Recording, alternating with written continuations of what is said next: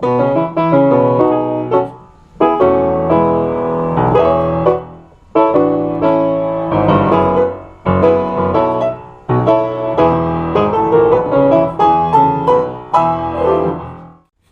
I'm Frank Ludwig, and this is the first in a series of lessons. Basically what I used to teach choir students in my years of high school teaching. Some tricks I've learned over the years, and hopefully they'll be of some help to you. Most of you probably are able to sing by what they call by ear, pick things up quickly, and that's great. You can do very well doing that. Sometimes learning some of the technical aspects and some of the theoretical aspects, though, can help you do it a little better, can help you maybe understand if you get yourself in a jam and can't figure out what it is you're doing wrong. You can say, okay, this is what I am doing, and this is what I mean to do, and often that helps you get through sort of a brain freeze if you're in the studio, or because that's often where they happen. Anyway, so we're going to start out discussing a little bit. First of all, I'll go quickly through the theory, because by the time we do the exercises a number of times, you'll have it pretty quickly. Intervals are essentially the distance between notes, up or down, just like waiting for a bus. Oh, the bus comes in half-hour intervals. That's a distance in time. Intervals in music are a distance in pitch. And we name them basically 1, 2, 3, 4, 5, 6, 7, 8. When singing, some of them are called minor, some are major. The minor is the smaller, and then the major. Some of them are called perfect, which is sort of weird, but anyway, perfect fourth, perfect fifth, octave, perfect octave, rather than perfect eighth. And when I'm having these exercises, have you do these exercises rather than saying perfect one, I just unison. So we go up. In Western music, the smallest degree of between notes is a semitone, which is another name for a minor second. And what's going to happen is we're going to start out with the bottom note and go up: minor second, minor third, major third, perfect fourth. When we enlarge and make a bigger interval than a perfect fourth, we are augmented, so it's called augmented fourth, perfect fifth, minor sixth, major sixth, minor seventh, major seventh, and then perfect octave. So I've rushed through that. Don't panic. We're going to look at the keyboard. You can do this with any instrument that'll give you the pitch, but for now I'm going to switch to the piano here. So we're using the piano as our pitch reference. You can start on any note, but we're going to start right now on middle C, which is the easiest. Guys are actually going to be pitching down here, and the ladies will be up here. So, first one, unison, minor second, major second, minor third, major third, perfect fourth, augmented fourth, perfect fifth, minor sixth, major sixth, minor seventh, major seventh, perfect octave. Now going down, same thing.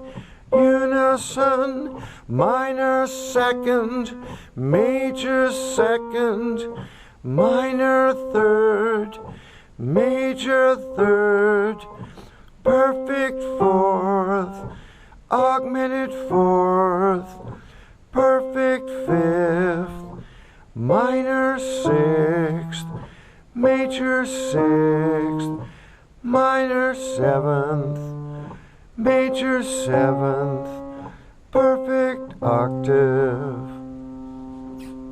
So those are the intervals, and hopefully you're seeing on screen the names to go along with it. So as an exercise, we can do it more in time. Let's start on a B flat this time. Unison, minor second, major second, minor third, major third, perfect fourth, augmented fourth, perfect fifth, minor sixth, major sixth, minor seventh, major seventh, perfect octave. Unison. unison, minor second, major second, minor third, major third, perfect fourth, augmented fourth, perfect fifth, minor sixth, major sixth, minor seventh, major seventh, perfect octave. Okay, so that's it in tempo, and you can do that as an exercise with the keyboard. Now, the next step would be to try doing the intervals where the instrument isn't giving you the pitch. So we're going to go unison, minor second, and then check it, major second, minor third. Watch that one. Minor third, because tendency is to make a bigger interval than what it is. Then major third, third. If you're not sure, practice just going, you can make it sound like you're making a siren or something. Major third, perfect fourth, augmented fourth, perfect fifth, minor sixth, major sixth, minor seven, major seven, perfect octave. Sort of listen carefully and check yourself. Unison, minor second, major second, minor third, major third, perfect fourth, augmented fourth, perfect fifth, minor sixth, major sixth, minor seventh, major seventh, perfect octave. So I mentioned that you can use anything as a pitch reference. One of the things, by the way, too, if you're having trouble really getting control, there's a lot of programs that you can get apps, and once you get a note,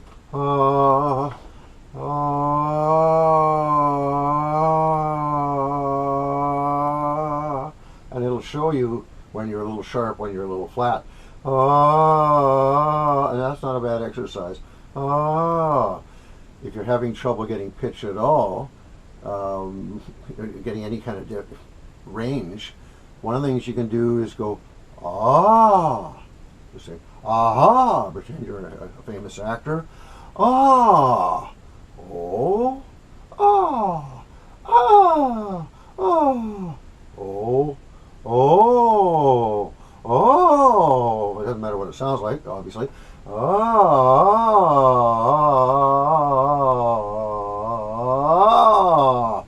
Just mess around with it until it starts feeling comfortable and that you've got control of it. Okay, so there we go. You got your whatever your pitch reference is. If it's a string instrument, make sure you got it tuned first. So here we go. Let's start on the what is that? Well, let's start on the A string. Unison, minor second, major second, minor third, major third. Now, you can either go perfect fourth, if you don't know how to play guitar at all, just keep going, or because it's these strings are tuned in fourths. Oh, here comes the bride. So, unison, minor second, major second, minor third, major third, perfect fourth, augmented fourth, perfect fifth, minor sixth, major sixth, minor seventh, major seventh, perfect octave. Oh, you can find the octave there as well. Going down. Unison, minor second, major second, minor third, major third. Going down the string.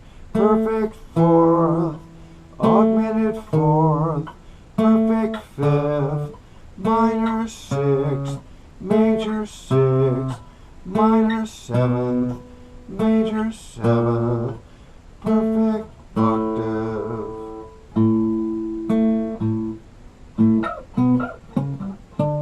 So it doesn't matter where you start.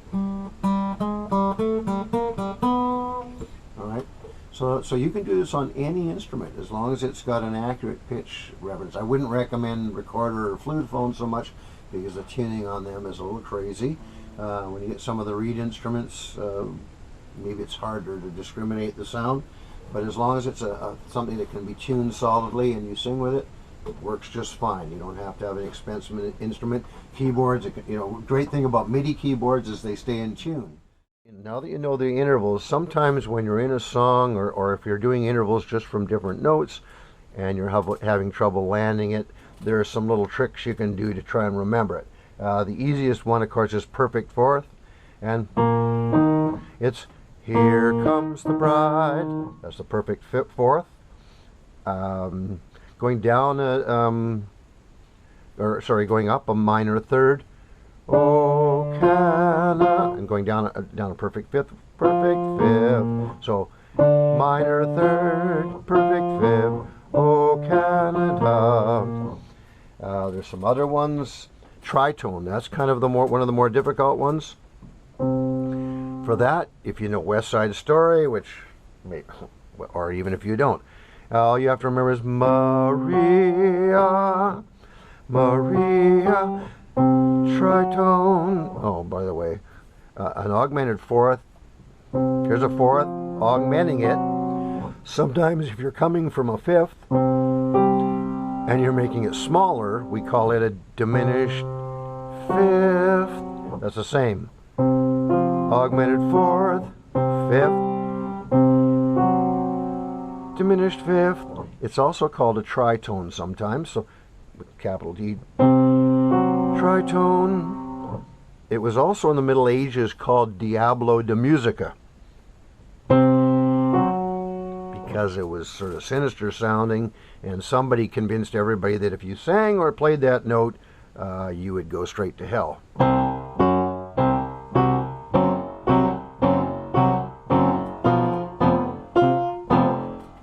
And you can see how it's used in horror films and stuff, and it does sound a little ominous.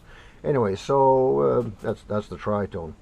Okay, what else? So Maria, minor sixth. I think it's the theme from Love Story. Minor sixth.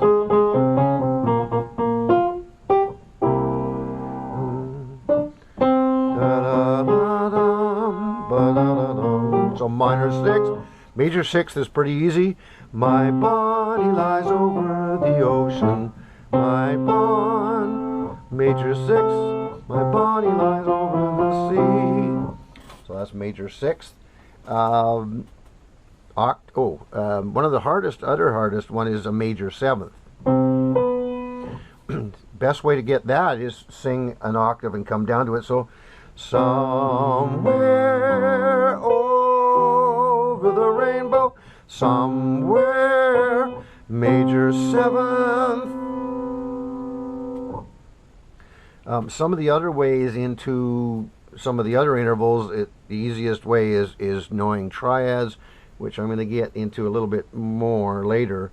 But we got major third, perfect fifth. If we go up those 1, 3, 5, that's a triad. To get to a minor, the minor seventh, the best way up is 1, 3, 5, 7. 1, 3, 5, 7. 3, 5, 7. Bum ba dum bum. Sing just in your head. Da da da dum. Minor seventh. And there you go. Oh, a couple other sort of intervals or songs. For instance, if you start on 5 down a minor third, down a major third. Oh, say, can you see? Yeah. 5, 3, 1 in the chord, but minor third, major third, up a major third, up a minor third, perfect fourth, which is up the octave from the beginning. Oh, say can you see? Anyway, so those are intervals as related to some songs or something you might know. Another little exercise you can do is just is semitones. Mini, mini, mini, mini, mini, mini, mini, mini. That's going up in semitones. That's a little tricky. Mini, mini, mini, mini, mini. Mini, mini, mini, mini, mini. Mini, mini, mini, mini, mini. Mini, mini, mini, mini, mini. Mini, mini, mini, mini, mini. And of course you can pretend you're mini, mini, mini, mini, mini. Ooh, scary. Mini, mini, mini, mini, mini. I'm going mini, mini, mini, mini, mini. Mini, mini, mini, mini, mini. Mini, mini, mini. Whoops. Mini, mini, mini, mini, mini. You can always do more. Mini, mini, mini, mini,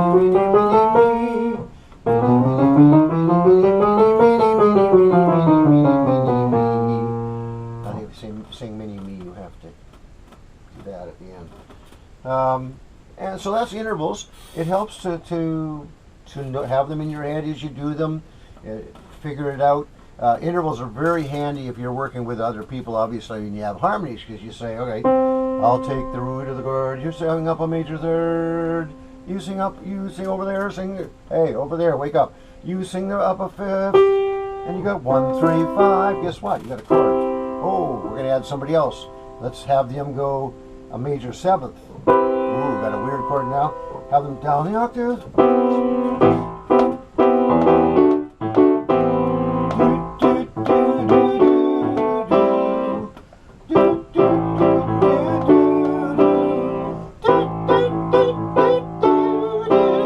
That's how you build up harmonies within a group or multi-track. You do it yourself.